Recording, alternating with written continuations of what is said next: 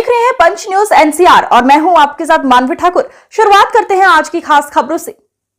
अधिक अपडेट्स के लिए बने रहिए पंच न्यूज एनसीआर के साथ। चैनल को लाइक, शेयर, सब्सक्राइब करें और बेल आइकन दबाना बिल्कुल न भूलें। दिल्ली की मुख्यमंत्री रेखा गुप्ता ने कहा कि विधानसभा में टिफिन घर को फांसी घर बताकर झूठ और प्रपंच का जो किला आप सरकार द्वारा खड़ा किया गया, उसे हमारी सरकार ने तथ्यों के साथ ढहा दिया। भाजपा सरकार ने 280 पर रोजाना 1 घंटे की चर्चा करवाई, जो पिछली सरकार में कभी नहीं देखने को मिला। लंबे समय से लंबित पड़ा फीस रेगुलेशन बिल इस सत्र में पास कर अभिभावकों को बड़ी राहत दी। कैग रिपोर्ट से आप सरकार की काली करतूतों का होगा पर्दाफाश। और जो भी पूरा बिजनेस इस विधानसभा सत्र के दौरान हुआ, जिसका एक विषय था वो जो विधानसभा में फांसी घर, जो झूठ और प्रपंच पिछली सरकारों ने रचा, तो उसका किला भी इस सत्र के दौरान ढाया गया। सदस्यों ने इसमें भी पूरी चर्चा की और कोई तथ्य बिना पिछली सरकारों ने जिस तरीके से जनता की भावनाओं के साथ खेला, एक प्रवृत्ति रही पिछली सरकार के मुखिया की कि जनता की भावनाओं के साथ खेलते हुए किसी भी हद तक चले जाना।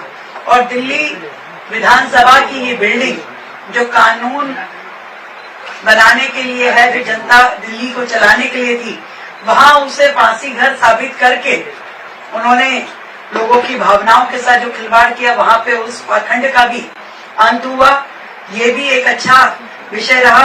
कभी भी 280 पे इस तरह की चर्चाएं पिछली सरकार के समय में नहीं होती थी। जो भारतीय जनता पार्टी की सरकार ने डेली 1 घंटा 280 पे चर्चा होना अपने आप में एक ऐसा विषय था जिसमें सभी माननीय सदस्यों ने अपने क्षेत्र की समस्याएं वहां कही, और वो सारी जितने भी विषय वहां आए थे हमने विभागों को भेज दिए हैं।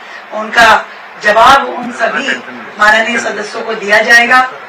एक बेहतरीन लोकतांत्रिक पद्धति का अनुपालन करते हुए दिल्ली सरकार काम कर रही है।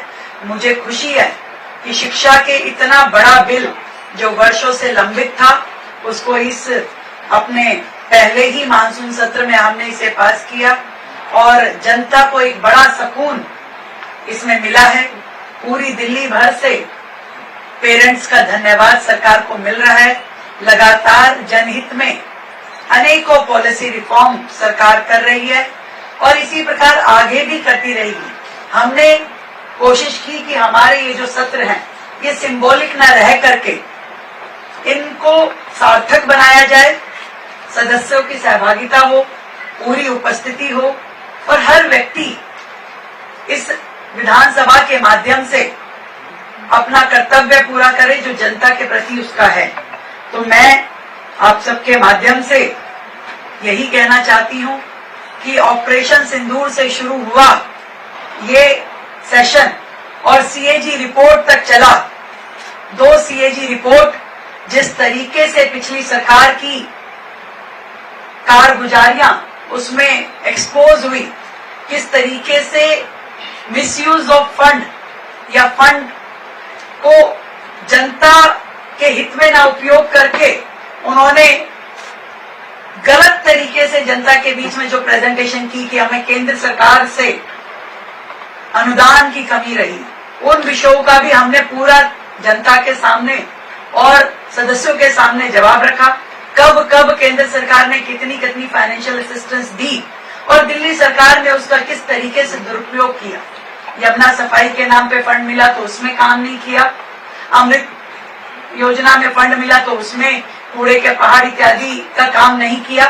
और हर जगह उन्होंने यहाँ तक कि 52,000 करोड़ रुपए जो जीएसटी सेस के माध्यम से दिल्ली सरकार को मिले, उसका भी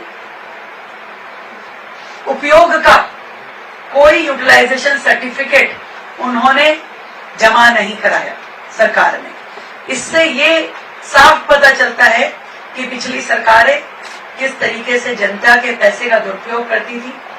और आज जब 1-1 रुपए का उपयोग जनता के लिए हित के लिए किया जा रहा है, योजनाओं के ऊपर पूरी तरीके से अमल होना, क्रियान्वयन होना, ये सब आज की सरकार कर रही है। मैं ये समझती हूँ कि इसी तरीके से सरकार एक एक कदम आगे बढ़ाएगी और जनता के हित में निर्णय लेगी।